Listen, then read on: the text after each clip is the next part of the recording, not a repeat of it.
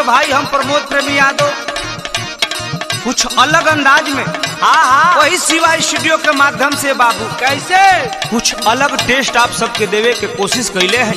हमारे कवि जी बड़े भैया कृष्णा पे दर्दी जी आप सब जेकर जलवा अभी के समय में देखते बानी जेकर जोड़ी मिलता जुलता है बाबू संगीतकार हमारे शंकर सिंह जी और हमारे मित्रगण साथी सहयोगी अभय पांडे जी शिवाय कंपनी के मालिक हमारे भाई सोना जी सीतामढ़ी से हृदय राय जी राजीव राय जी सोनू जी पिंटू प्रेमी जी हमारे शिष्य रवि रसीला जी अरे शीला जी छोट भाई अपू सिंह जी और हमारे वही टीम शत्रुघ्न विकास छोटू मियाँ अन पार्टी बा। तो आई आप सब ये गाना के सुनी।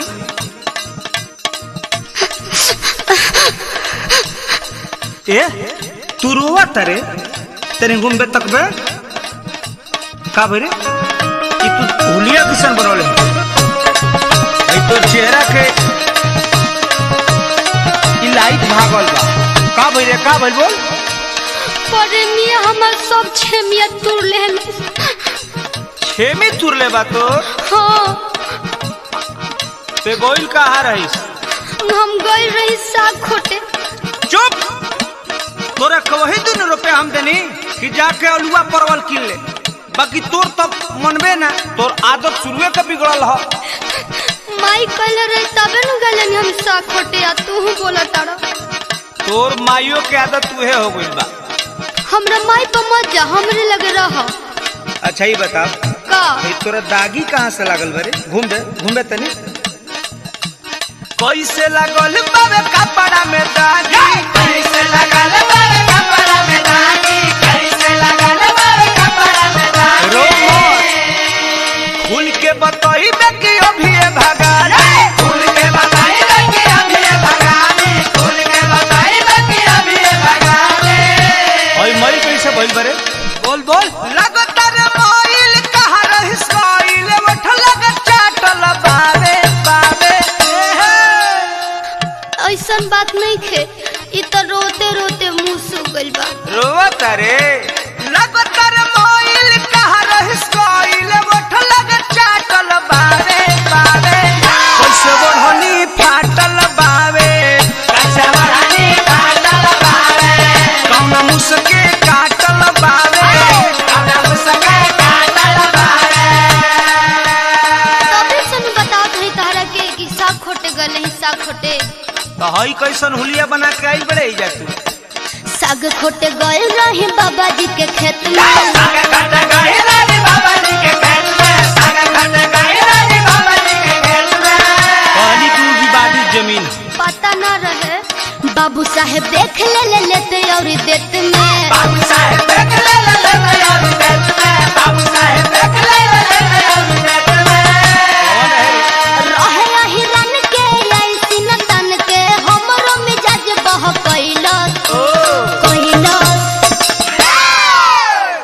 आगे का भइल बताओ चमरा में छमड़ा धइलस चमड़ा में छमड़ा धइलस चमरा में छमड़ा धइलस चमड़ा में छमड़ा धइलस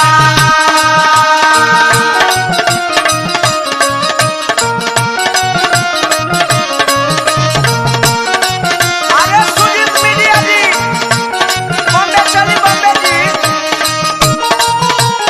लल्लुआ बोलिए के चला अरे धारा हो धारा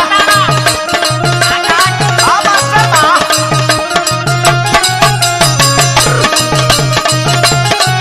जाने ले चले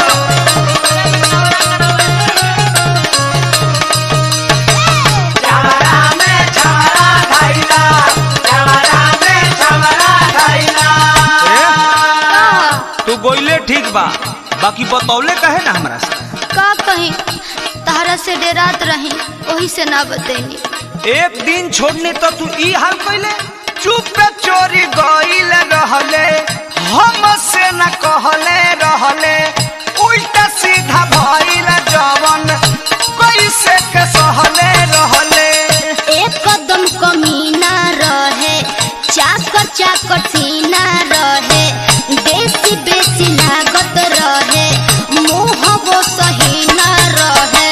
अरे चाकर सीना वाले तो सोना जी बाड़े, उ नानू रहले ना ना उ ना। अखलली आइल बड़े लसियाइल देह तोहर मातल बावे बावे बावे थकान बा। कैसे बढ़नी फाटल बावे, कैसे बढ़नी फाटल बावे, कम मुसके काटल बावे, कलम सके काटल बावे।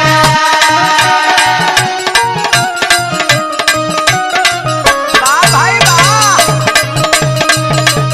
ए हिंदा भैया दिल्ली छोड़ा हो, अशोक भैया का दिल्ली छोड़ावा।